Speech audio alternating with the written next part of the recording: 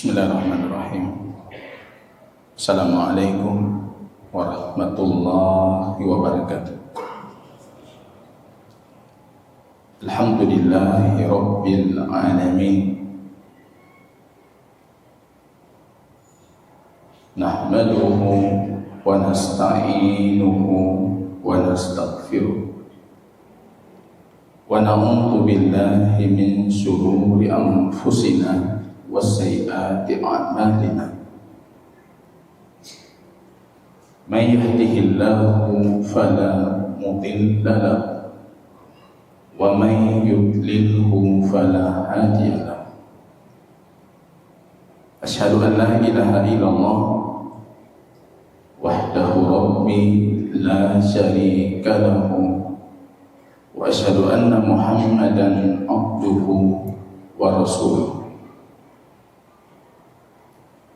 Ikhwatal iman, a'azzani Allah wa iyyakum jami'an. Puji dan syukur yang tiada henti kita hantarkan kehadiran Allah Rabbul Alamin atas inayah, taufik dan hidayah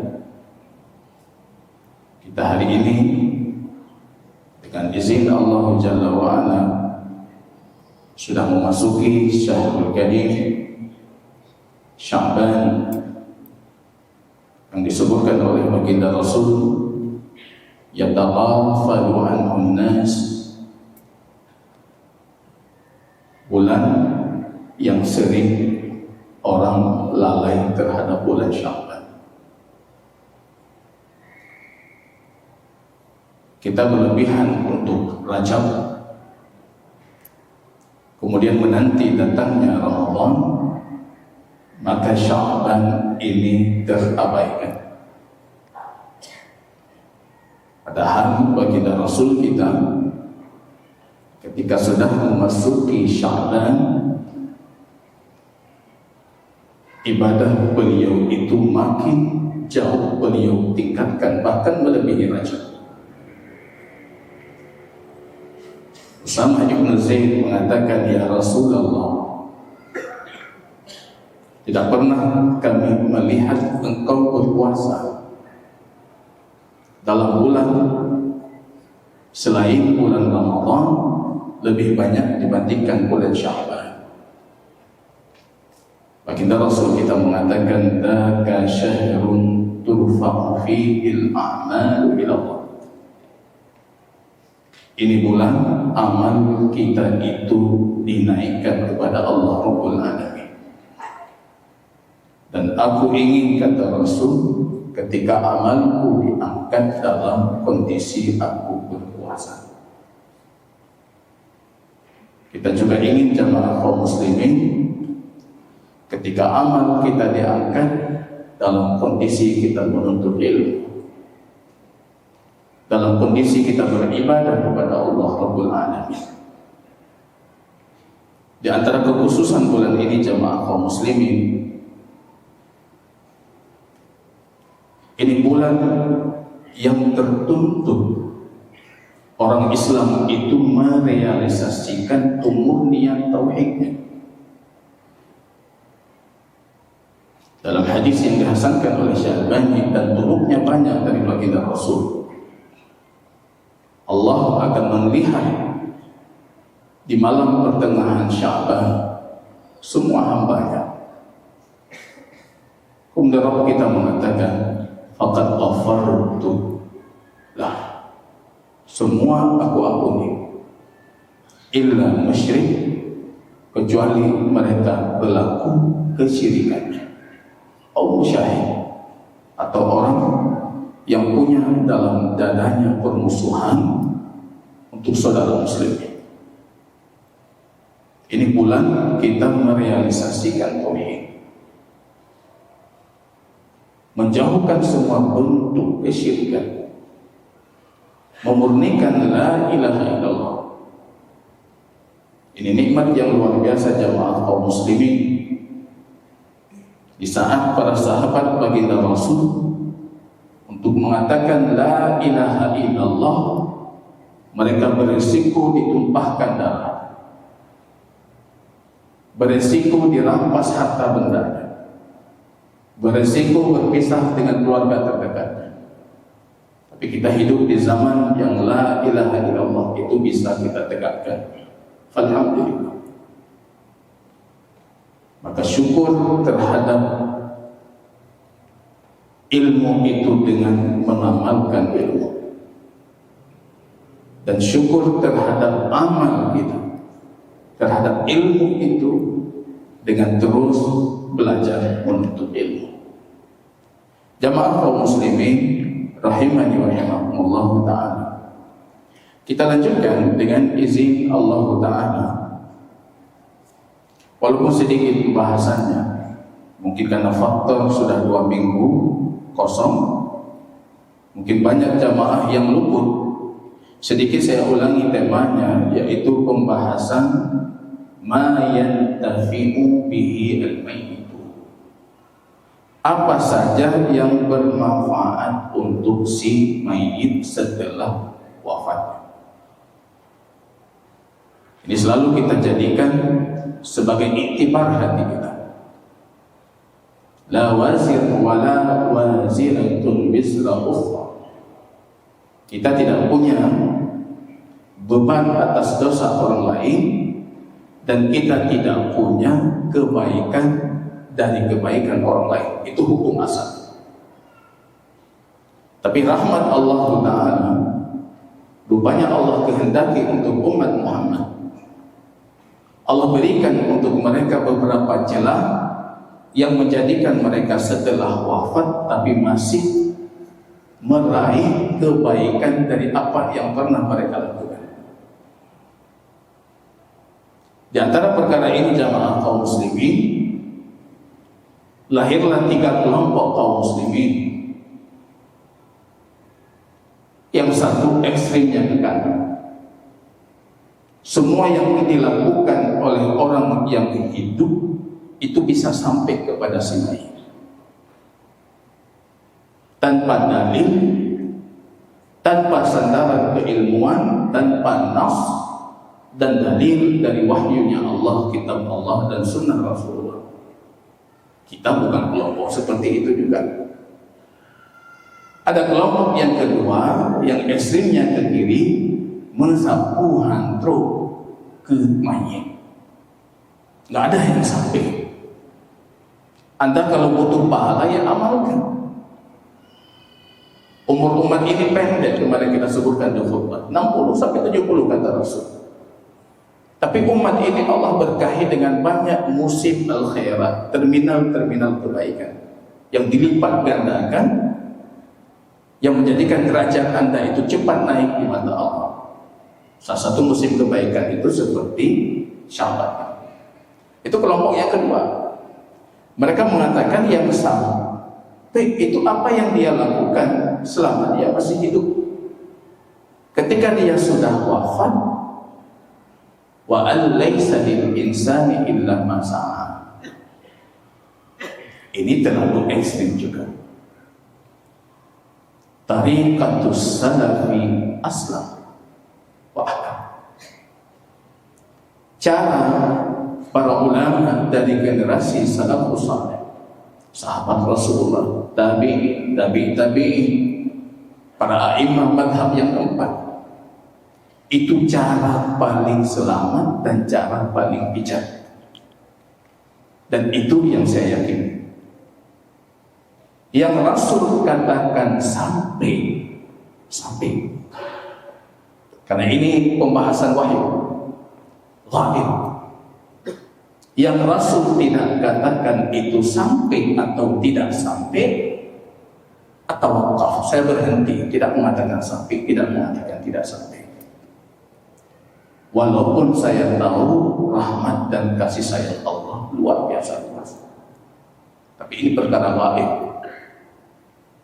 Dan ini yang menarik jamaah kaum muslimin, ini sedikit dari pernyataan Al-Imam Ibnu Katsir yang menukilkan dari Al-Imam Asy-Syafi'i rahimahullah. Ini kita akhiri pembahasan ini dan kita lanjutkan pembahasan selanjutnya. wa an laisa lil insani illa ma sa'a. Ayat. Orang cuma mendapatkan apa yang ia usahakan. An-Najm 39. Wa min hadhil ayat kalimah, Imam An-Nawawi mengatakan dari ayat ini Imam Asy-Syafi'i menggali dasar dalil qiraah la yasil ihda sawabiha ila al-uqdah. Ini pernyataan Imam Ibnu Katsir dalam tafsirnya, bisa dirujuk kembali. Baca Quran itu tidak sampai ke si mayit. Ini bukan dari saya. Kalau saya tidak berani mengatakan tidak sampai, saya tawakal. Saya diam, tidak mengomentari, karena ini perkara gaib yang kita tidak punya dasar keilmuan.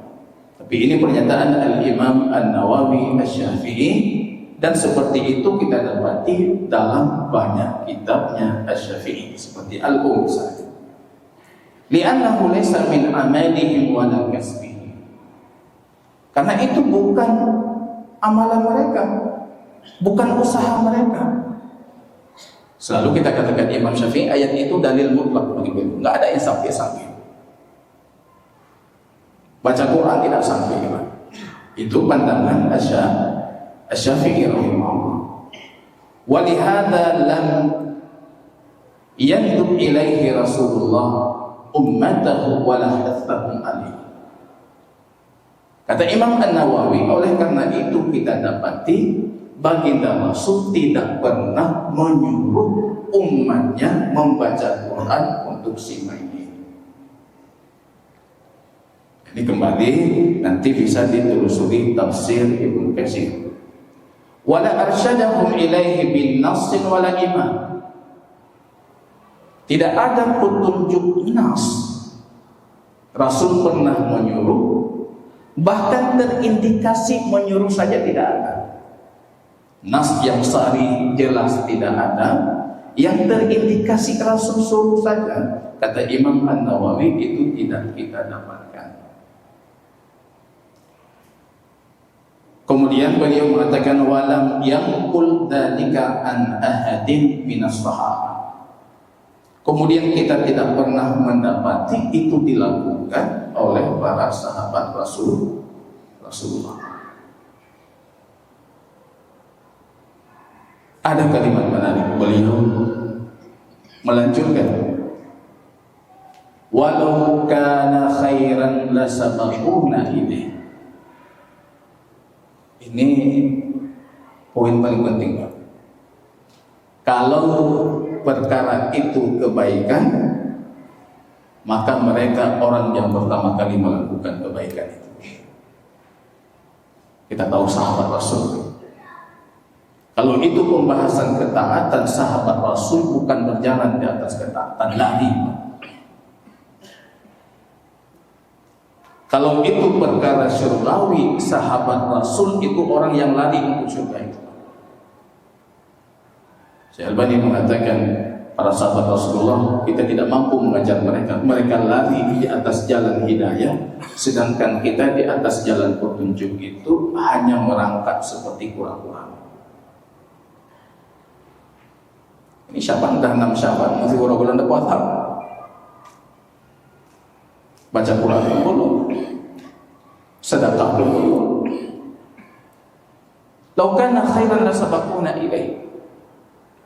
Kalau itu kebaikan tentang perihal membaca Quran tadi untuk si mayit, maka mereka orang yang pertama kali melakukannya. Jangan tunggu orang lain baca sendiri. Iqra wartaqi fa inna manzilataka akhir ma qara'ta min al-Quran. Itu nanti di padang mahsyar Allah minta kita, kamu baca Quran, baca mushaf.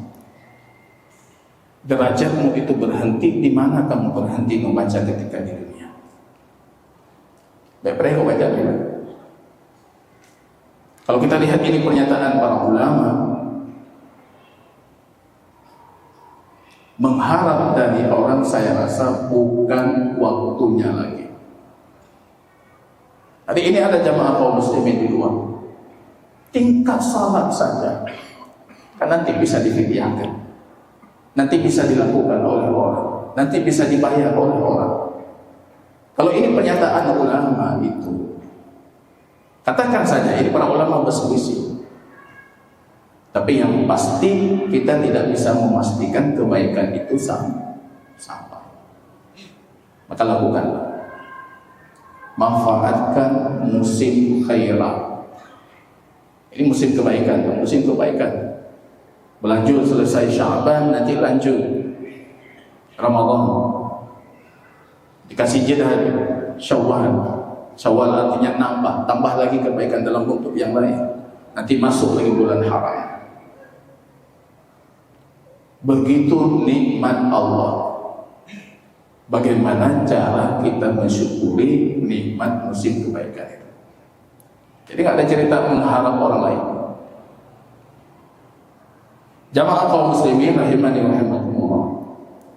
Beliau melanjutkan mengatakan ini seperti kaidah-kaidah penting yang seharusnya menjadi kaidah bagi muslim dalam perihal ibadahnya kepada Tuhan. Kalau itu kebaikan, kata beliau, para sahabat Rasul itu orang yang pertama kali gigih untuk kebaikan itu. Ini secara tidak langsung maksud pernyataannya, kalau yang kita lakukan itu tidak dikategorikan sebagai ibadah yang bernilai kebaikan. Wa babul qurbati yuktasaru fihi 'ala nusus. Bab ibadah itu berhenti di mana ada nas wahyu dari Allah dan Rasul. Ini bab ibadah. Kalau mau amalah lain lagi ceritanya. Ini bab ibadah. Berhenti di situ ada nas.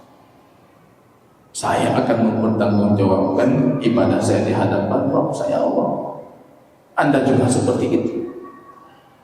Jadi ketika Anda diminta pertanggungjawabkan ibadah Anda di hadapan Allah, apa yang hendak Anda katakan? Dengan ibadah yang sama sekali kita tidak mendapatkan Allah dan Rasulnya memberikan petunjuk untuk ibadah itu. Ya, kita tidak ada masalah kalau Anda menganggap ini khilafiyah. Tapi tidak ada khilafiyah untuk pahala baca Quran yang dibayar. Itu nggak ada khilaf. Itu pasti tidak sampai.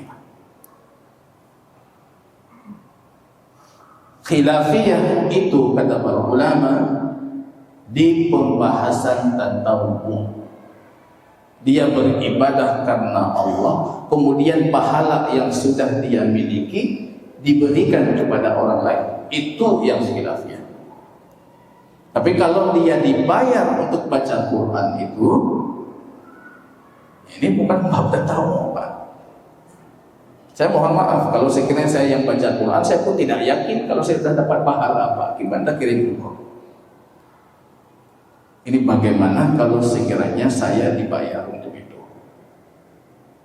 Ya, ini jamaah kaum muslimin pernyataan dari Al-Imam An-Nawawi Asy-Syafi'i. Dan kita tahu dalam pembahasan ini madhab Syafi'i itu paling keras, paling ketat. Ini tunggu-tunggu kita harus pindah madhab. Hambali itu lebih lapang, baca Quran sampai, ini sampai, kurban yang sifatnya harta semuanya sampai. Kalau Syafi'i ketat. Imam Syafi'i berulang kali berdalil dengan ayat yang sama, wa an laisa lil insani illa ma sa'a. Kalau ormas yang saya lihat di Indonesia yang hampir dalam pembahasan ini itu tulen mengadopsi pandangan Syafi'i itu Muhammadiyah. Saya pernah debat panjang itu juga dengan kawan-kawan Muhammadiyah. Ada hal yang saya yakini sampai, mereka meyakini tidak sampai. Saya meyakini sampai atas dasar dalil tadi. Itu pandangan Syafi'i. Wala yutasarraf fihi bi anwa'i al-aqyisati wal ara. Pembahasan ibadah ini tidak bisa digunakan analogi dan pendapat-pendapat semata tanpa wahyu. Nah, di situ titiknya. Nanti bisa dirujuk kembali tafsir Imam Ibnu Katsir jilid ke-7 halaman 465. Dan begitu pernyataan Al-Imam Asy-Syafi'i seperti yang sudah sering kita nukilkan, termasuk di dalam Al-Um jilid ke-4 126. Jamaah kaum muslimin yang Allah muliakan, kita masih berbicara tentang hukum-hukum yang berkaitan dengan kuburan. Ini turunan atau subbab dari hukum yang berkaitan dengan mayit dan kuburan.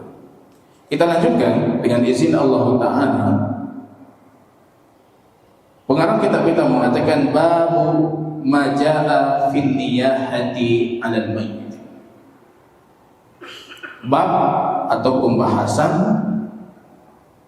apa saja yang datang dari Allah dan Rasulnya tentang hukum an-niyahah. Di dalam katanya pun judul malamnya Ustaz, niyahah pun niyahahnya Ustaz. Berarti bentuk judul yang dengar dia. Niyahah itu meratapi kematian. Meratapi. Rasul mengatakan dalam satu kasus kematian, para sahabatnya yang sudah bercucuran air mata, hati mereka sedih.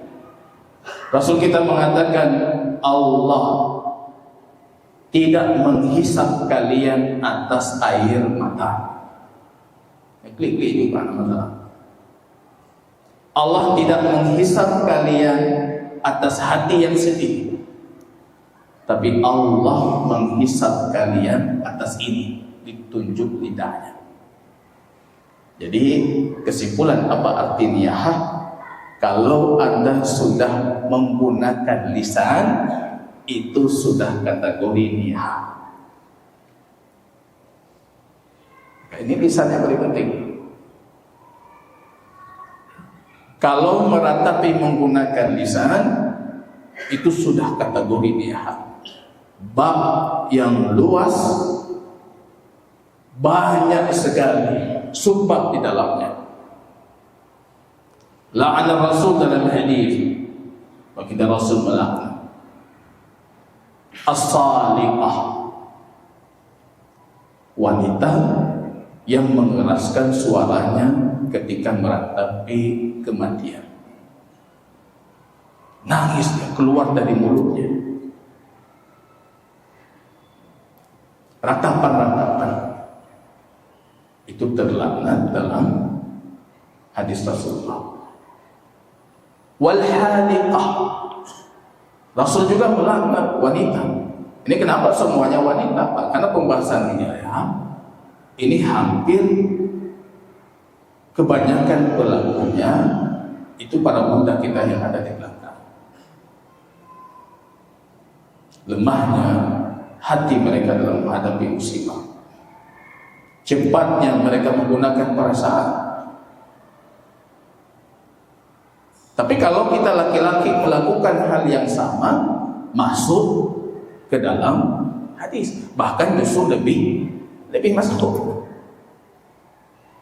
Wal haliqah, wanita yang mencukur rambutnya ketika tertimpa musibah. Wasyaqah, wanita yang menarik bajunya, mohon maaf, baju bagian dadanya, dan merobek bajunya dan pakaiannya ketika tertimpa musibah. Ini semua bentuk yang disebutkan menunjukkan hilangnya rasa sabar pada diri si wanita. Mungkin zaman sekarang beda lagi. Walaupun beda, masuk ke niyahah yang diharapkan. Ada yang bertanya, Ustaz, istri ketika tertimpa musibah nggak ada potong-potong rambut, nggak ada cukur-cukur ini itu. Yang ada cuma dia mengantuk-ngantuk kepalanya diantuk ke dinding. Itu niyahah juga, Pak. Ngantuk. Dia nggak ada ini, sampai barang-barang di rumah semuanya dihancurkan. Jadi pecah belah di rumah itu betul-betul pecah. Niyahah juga. Kalau kita merujuk tradisi jahiliyah, ketika ada yang wafat, tentunya yang wafat ini orang yang dipandang. Karena tradisi jahiliyah ketika orang tidak dipandang, dia tidak akan dipedulikan baik dalam kondisi hidup atau mati. Wanita akan keluar ke pojok atau sudut kampung mutapatnya. Wanita-wanita itu akan mengenakan baju hitam dan pakaian hitam. Hitam. Sepanjang jalan dari pojok kampung ke rumah duka, mereka dalam kondisi menangis dan meratapi si mayit sampai ke rumah duka. Di rumah duka akan bangun nanti satu penyair mereka menyebutkan kebaikan-kebaikan almarhum selama hidup.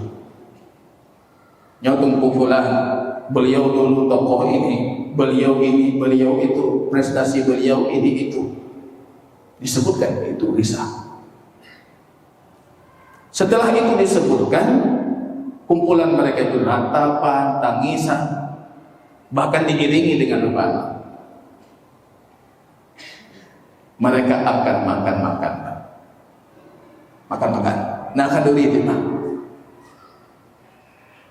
Semua yang kita sebutkan tadi itu praktek niyahah jahiliyah. Rasul kita mengatakan arba' fi ummati wa hunna min umuri al-jahiliyah. 4 perkara di umatku, kita sudah sebutkan hadis ini, dan itu bagian dari warisan jahiliyah. Padahal dakwah Rasul itu datang untuk memerangi jahiliyah.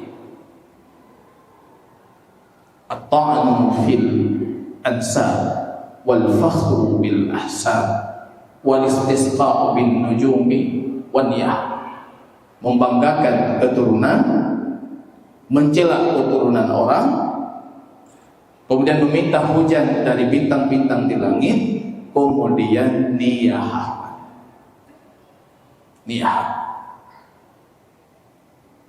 Alhamdulillah umat ini kalau kita buka dari sisi sejarah umat Muhammad, meninggalnya Rasul, para sahabat tidak ada yang melakukan praktek niyahah. Ujung generasi sahabat, ada satu orang itu dari Kufah, Qaradah namanya. Dia orang yang pertama kali dilakukan atas jenazahnya praktek niyahah. Para ulama berselisih apakah atas dasar permintaannya selama hidup atau itu dilakukan memang inisiatif keluarganya setelah dia wafat. Yang jelas para sahabat masih hidup. Bangun sahabat baginda Rasul sallallahu alaihi wasallam yang akan kita bacakan hadisnya, Al-Mughirah ibnu Syu'bah. Aku berlepas diri dari apa yang Rasulullah berlepas diri dari itu. Kemudian disebutkan an-niyahah. Kalau kalian melakukan yang seperti ini, aku berlepas diri dari kalian. Artinya kalian bukan lagi umat Muhammad. Dosanya besar. Niyahah itu dosa besar. Bahkan dalam kondisi tertentu bisa dosanya itu meningkat masuk ke dalam kesyirikan atau kekufuran. Maka azabnya besar sekali dalam hadis baginda Rasul. An-naihah illam tatub, kata Rasul dalam hadis Ibnu Majah. Ini pesan Rasulullah untuk para bunda kita. Itu yang meratapi kematian. Kalau dia tidak sempat bertobat sehingga dia wafat, besok di hari kiamat Allah akan mengenakan untuk pakaiannya sarabin min fiddah, pakaian dari tembaga yang sudah dicairkan. Itu azab untuk wanita yang meratapi mati. Maka bapak-bapak ini dan ibu-ibu juga demikian, sebelum wafat titipkan pesan, titipkan wasiat. Aku wafat jangan diratapi, aku wafat jangan dilakukan ini itu, jangan dilakukan ini itu, supaya kita berlepas diri dari kewajiban kita di hadapan Allah. Karena dalam hadis Mughirah ibn Syu'bah, man niha alaihi, orang yang keluarganya itu melakukan niyahah atas kematiannya, dia diazab atas niyahah keluarganya. Dia kena juga azab. Kenapa dia kena azab? Dia tidak melakukan. Dia kepala keluarga yang seharusnya memastikan keluarganya sepeninggalannya tidak melakukan apa yang sudah Rasul awankan. Wallahu ta'ala a'lam bishawab. Mudah-mudahan menjadi ilmu yang bermanfaat bagi saya dan juga kaum muslimin. Subhanakallahumma bihamdika asyhadu an la ilaha illa anta astaghfiruka wa atubu ilaik. Assalamualaikum warahmatullahi wabarakatuh.